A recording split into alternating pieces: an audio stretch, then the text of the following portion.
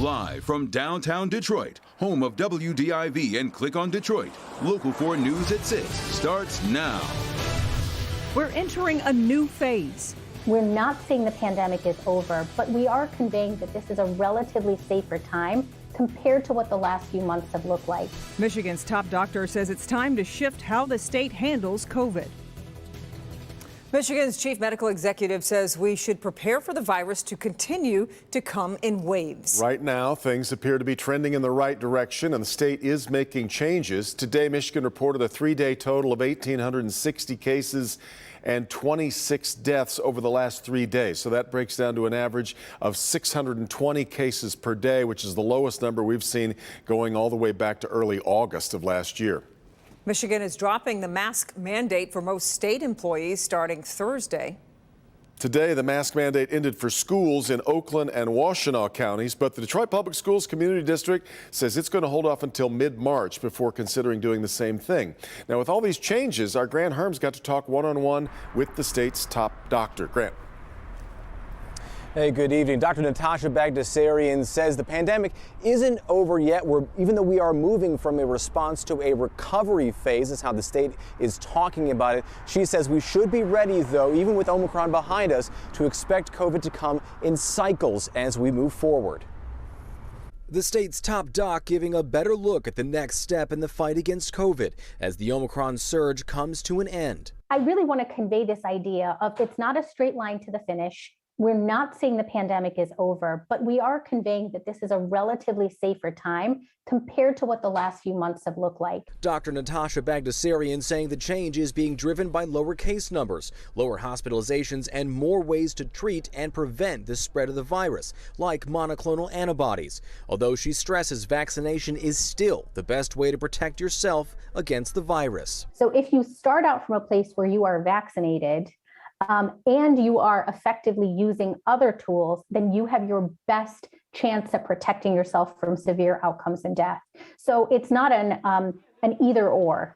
This should be an and type of scenario. The shift has also come under scrutiny after new reporting showing a Democratic strategy firm urged top Democrats to make the exact kind of changes we're seeing now.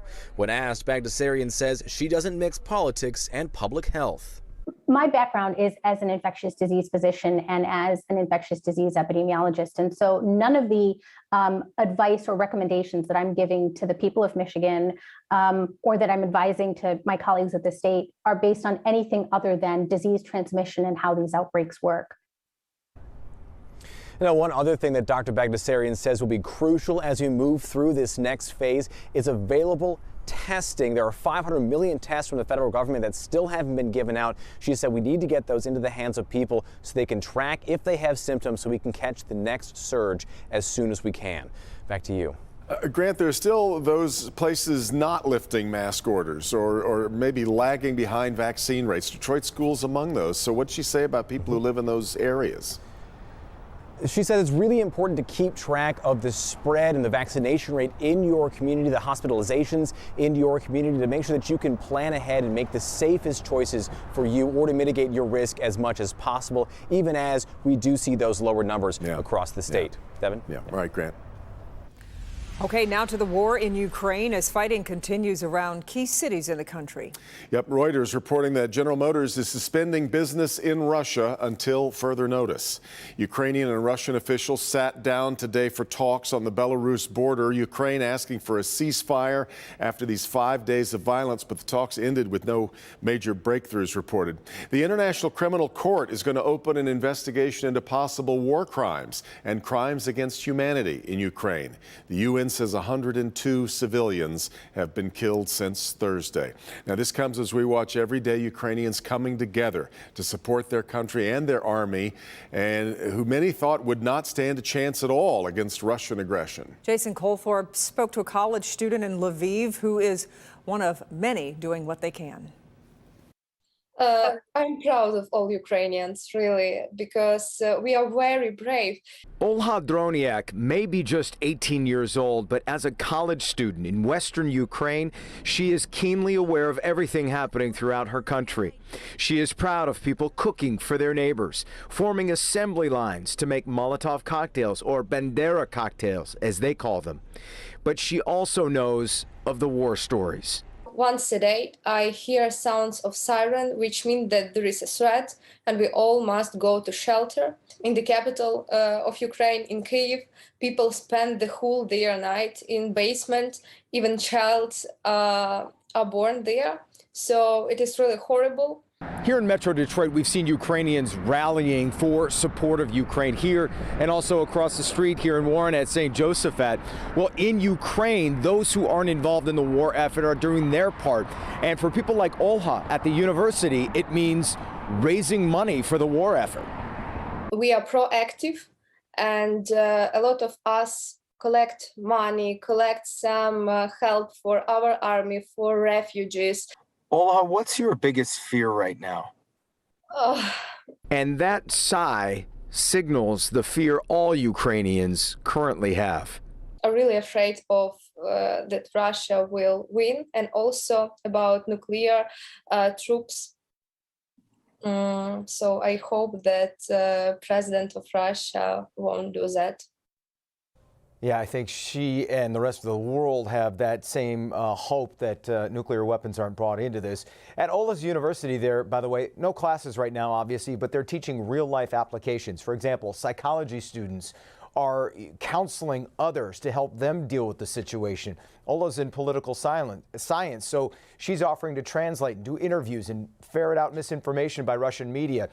And it's really something to how everyone is doing their part there just amid some of horrifying situations that we're seeing. Back to you. They really are. Jason, has there been any fighting near her school? No, nothing nearby her school, but her home in Ivano-Frankivsk, which is nearby. That's where her family is. The airport there was bombed on February 24th. So while Western Ukraine isn't getting hit as hard, it certainly is not immune to the fighting there. Yeah. Kim. Wow. Okay. Jason, thank you for that story. Well, tonight, NBC Nightly News is hearing the powerful personal accounts of families trying to get out of Ukraine. One mother and her 9-year-old son are sleeping in a train station. No food, no bathroom. The mother says she's ready to do anything to get her son to safety. I must save my child. I must save him. What would you say to people in America? What do you want people in America to know? Putin monster. Putin's a monster? Yes. There are more stories like this one. They're coming up next at 6:30 on NBC Nightly News with Lester Holt. Final day of February, kind of chilly. Yeah, let's check in with Andrew for what we can expect as we head into March here. Andrew? Well, Kimberly and Devin, it is the last day of February, and we are going into March, and with some higher temperatures tomorrow afternoon. But in the meantime, prepare for these chilly conditions that we have. On Storm Tracker 4, a few snowflakes still out there. Been showing them to you since you joined us first at 4. Now they're moving across parts of the thumb, including into Sanilac County. Nothing too heavy. Just watch out for a few slippery spots north of I-69. Upstream, looking drier. We keep the clouds in place and it remains chilly. Temperatures right now are mostly in the low 30s, 32 degrees, but it feels like it's in the 20s. So that's what you need to dress for if you headed out this evening. But again, it remains dry. While it's 32 degrees right at the freezing mark here in Detroit, it is warmer, milder to our south and west, 50s and 40s. Will we see these temperatures tomorrow? What about later this week? I've got the answer coming up in your 7-day forecast. Andrew, thank you. Now to a Local 4 News update. Dooley's Tavern in Roseville is closing permanently after a deadly shooting over the weekend. Happened Saturday night. Police say a 25-year-old man shot and killed a 36-year-old bouncer. A second person was hit but is expected to be okay. Police arrested the suspect. He'll be arraigned later this week. Pothole problems in Metro Detroit just seem to be getting worse and worse. Now, one woman going viral for her rant along a Macomb County road. She's not alone in her frustration. Sean Lay was out looking for the worst spots today. Live now from Southfield. And Sean, you heard from a woman whose car is, like so many others, no longer running because of a pothole. It is dead, Devin, and here's why. She hit a pothole, this driver did, near here on Southfield Road, and it did internal damage to her car. That's something we haven't heard about. Now there's also concerns that people, the roads are so bad, could start getting hurt. Come on, clean the site. Look the site. Look, what is this? It's a roadside rant that has gone viral in a big way. In Macomb County, Nicole Al-Shihi pulls over on what's left of 16 and Ryan in Sterling Heights and has to vent about the darn roads not being fixed. What is this? Look. Look at these roads. You are showing us where you're losing tires, rims, losing hard-earned money by hitting potholes. Drone 4 is up over DeQuinder here in Warren. Look at what's left of this road in Dearborn near the Ford Rouge plant. Then a new level of pothole damage. The tires on this car look fine, but the car is dead. Safa Al-Masiri hit a pothole so deep it did damage you can't see. She said it was internal, and it wasn't even external. Internal damage from a pothole. Yes. Safa is the Oakland County coordinator for Families Against Narcotics. She's an addiction recovery coach. People rely on her. She can't let potholes keep her from helping people. I need to make it to my appointments, and if I don't have a car because it's in the shop from a pothole, that's a problem. And attorney Majid Mogni warns you could be held liable if you don't avoid potholes and someone in your car or another car gets hurt by the impact. You cause somebody else injuries, you could be held responsible for those injuries that others suffer from. Back here live, attorney Majid Mogni went on to say that we're all aware that the roads are bad, there's potholes out there, so all of us drivers are now on notice to steer clear of them very carefully, not to injure anyone around us if you were to swerve and crash or injure anyone in your car. Devin, back to you.